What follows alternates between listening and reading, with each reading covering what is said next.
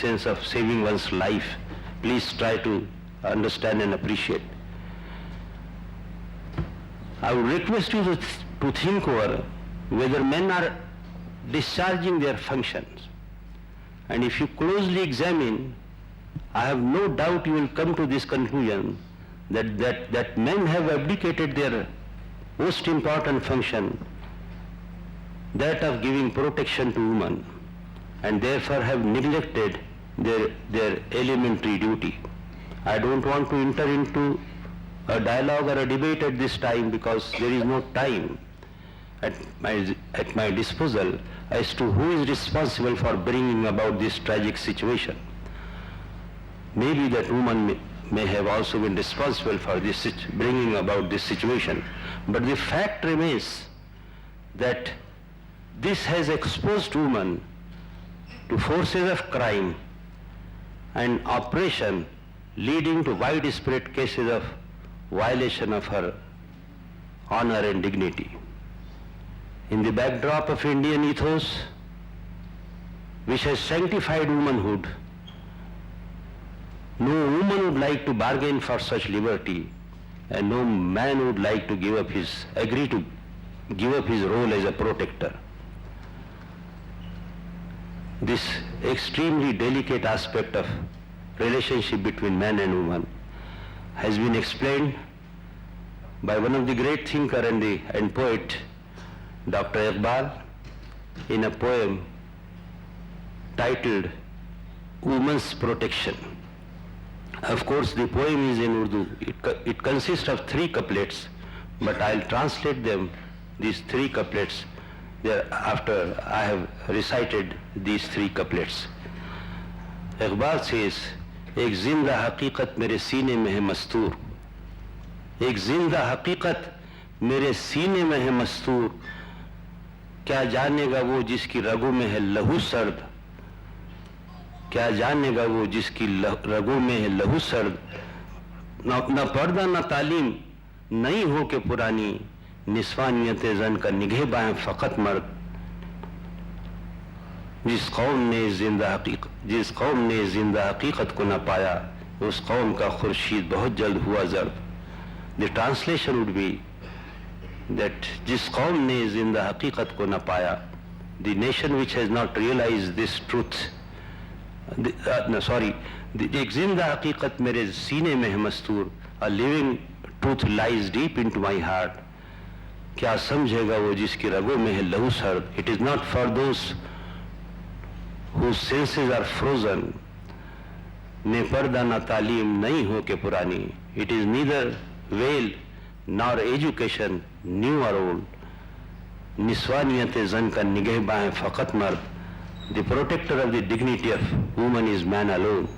जिस कौम ने जिंदा हकीकत को न पाया, a nation which has not discovered this truth, उस कौम का खुर्शीद बहुत जल्द हुआ जर्द। Its sun is bound to fade away. Friends, as I have already said, that I have an extremely limited time at my disposal, and the Dr. Zakir is already there, who is going to deal with the subject exhaustively. Nonetheless, I would like to tell you that woman has been given a very dignified position in Quran, and the real problem is only one of our own ignorance of Quran's real spirit. Therefore, the real solution would be to educate and enlighten the people. May I remind you at this moment the great words of Thomas Jefferson, that a nation which expects to be ignorant and also free, it expects what never was and never will be. वो मौजिज़ थे ज़माने में मुसलमान होकर, और तुम ख्वार हुए तारीक़ क़ुरान होकर. Ladies and gentlemen, we have amidst us Bombay's young but brilliant and erudite speaker, Dr. Zakir Naik. Though he is a doctor by profession, but he has dedicated himself to the cause of propagation of Islam in its right perspective. He is founder, general secretary of Islamic Research Foundation, which was established in 1991. He has widely traveled within and outside country and has delivered number of lectures. At such a young age, he has developed deep insight into Quran, which reminds us what Tagore has said, that a lamp cannot light another lamp unless it continues to burn its own flame. It would be most unfair if on this occasion I don't mention the distinguished parents of Dr. Zakir Naik, but for whose guidance and blessings he would not have been what he is today. I once again thank you very much. Thank you very much.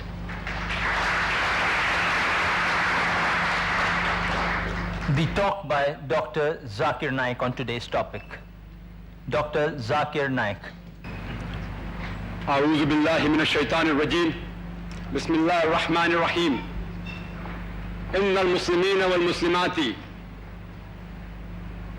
والمؤمنين والمؤمنات والقانتين والقانتات والصادقين والصادقات والصابرين والصابرات والخاشئين والخاشئات والمتصدقين والمتصدقات والصائمين والصائمات والحافظين فروجهم والحافظات والذاكرين الله كثيرا والذاكرات أعد الله لهم مغفرة وأجرا عظيما. بسم الله الرحمن الرحيم. رب اشرح لي صدري ويسر لي أمري واحلل عقدة من لساني يفقهوا قولي. Honorable Justice M.M. Qazi, respected elders, and my dear brothers and sisters, I welcome all of you with the Islamic greetings. Assalamu alaikum wa rahmatullahi wa barakatuh. Meaning, may peace, blessings, and mercy of Almighty Allah be on all of you. The topic for today's day is the women's rights in Islam, modernizing or outdated.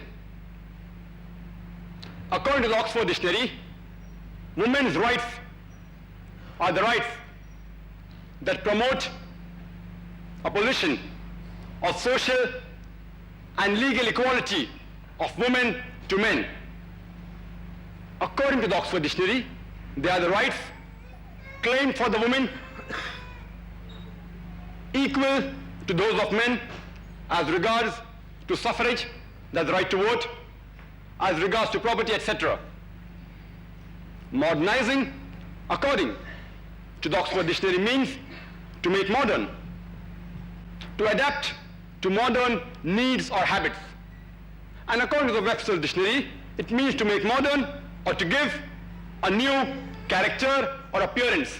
Example, to modernize one's ideas. In short, modernizing is a process of updating or opting for the betterment of the present status itself. It is not the present modern status itself. Can we modernize ourselves